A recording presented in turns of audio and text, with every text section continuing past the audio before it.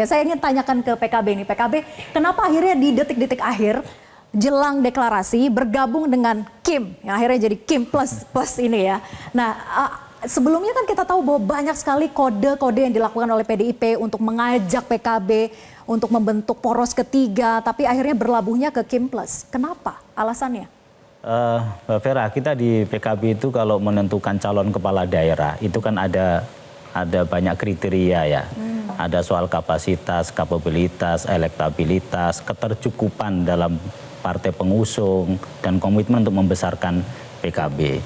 Dari 5 kriteria itu, kita lihat ini kira-kira apakah pasangan yang muncul, yang mendaftar di PKB atau hasil penjaringan PKB itu memenuhi nggak 5 kriteria itu gitu.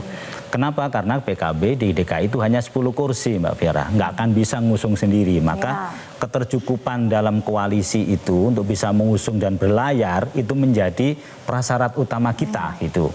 Nah, ketika kemarin ada dinamika misalnya kemudian PKS memutuskan bergabung dengan Gerindra, dengan Kim, ya kan, kemudian Nasdem yang awalnya sangat sangat tegas mendukung Mas Anies, kemudian juga berbelok arah gitu, maka bagi kami PKB tentu akan melihat secara realistis dengan 10 kursi ini PKB mau ikut pilkada atau enggak gitu.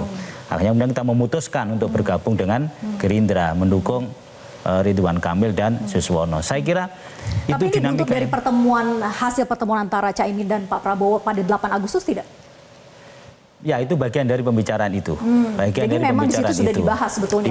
Bagaimana PKB untuk bergabung dengan Kim plus. Walaupun mungkin tidak secara spesifik ya, tapi kan ketika Pak Prabowo selesai ditetapkan sebagai presiden terpilih di KPU dan berkunjung ke kantor DPP PKB kan sudah berkomitmen untuk mengajak PKB bersama-sama, termasuk dalam pilkada.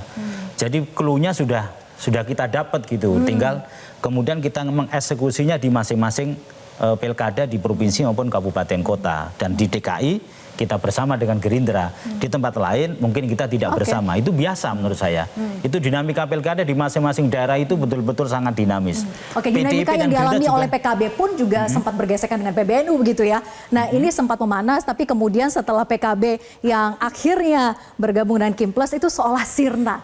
Apakah itu juga bagian dari salah satu pertimbangan? Tapi dijawab nanti. Saya tetap bersama kami di Panggung Demokrasi.